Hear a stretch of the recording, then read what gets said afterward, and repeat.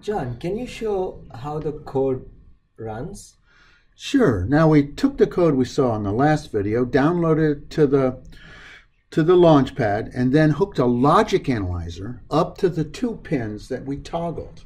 Remember, we on one of the pins, okay, we toggled in the interrupt service routine, and we actually toggled it 3 times. Whereas in the other, the main program, it was toggling continuously. Now it looks like they're both running at the same time, doesn't it? From the look of it, yes. Yeah, we can see that the interrupt, the thing that increments count, is indeed occurring every 10 milliseconds. So if we looked at the time between toggles, we'd see 10 milliseconds. But something fun happens when we zoom in. You want to see? Yeah. Let's show me. zoom in.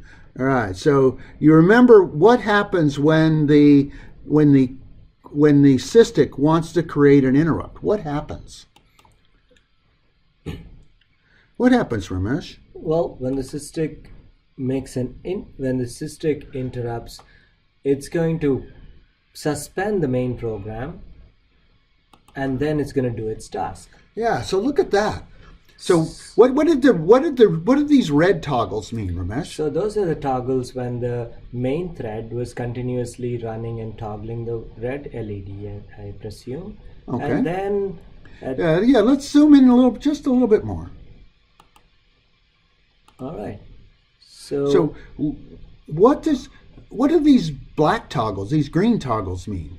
So first, it looks like the red was turned Off. on, Yeah. turned off, Right. and then on, and there was probably an interrupt that occurred right You're right in here. right in there, and then it took a while for the background thread to run, and when it ran, it did the first toggle of the LED, which is that, which needs to be Yeah. off, it became on, and then you did another toggle, Yeah. and then we incremented the count. Okay, so what about this time here while it's slow? From here to here, what is that? That must be the time it took to count, Sure. Okay, so let's do to another. increment the count. But what about the time between this one and that one? That Okay. must be our context switch time. Yeah, so you can see here that this time here is 0, and that time there is about 650 nanoseconds. So what does that mean? So our context switch time on this particular processor is around 650 nanoseconds. Okay, so we were running the main, we got an interrupt, we toggled it 3 times, once to allow us to measure the latency of the interrupt thread, these 2 toggles to let us measure the time to run the handler. But what about this? What's happening here? What happens at the end of the handler? Oh, so we Yeah. context saved.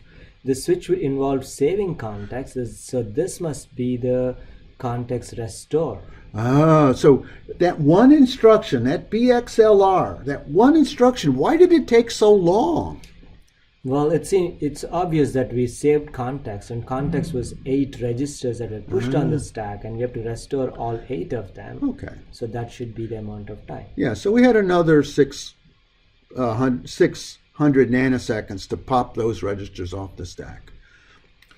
This is beautiful, John. Yeah. What did we do? What is the name of using a logic analyzer to visualize the execution pattern of my program? That is profiling. Profiling. And so it looked like from this view here that we were running, it looked like from this view we were running both threads at the same time. But that's not true. We actually had to suspend the main program to run the interrupt. Yeah, and visualizing it this way gives us insights into exactly what our code does, how much time it takes, and what are the activities that are being performed between those time points.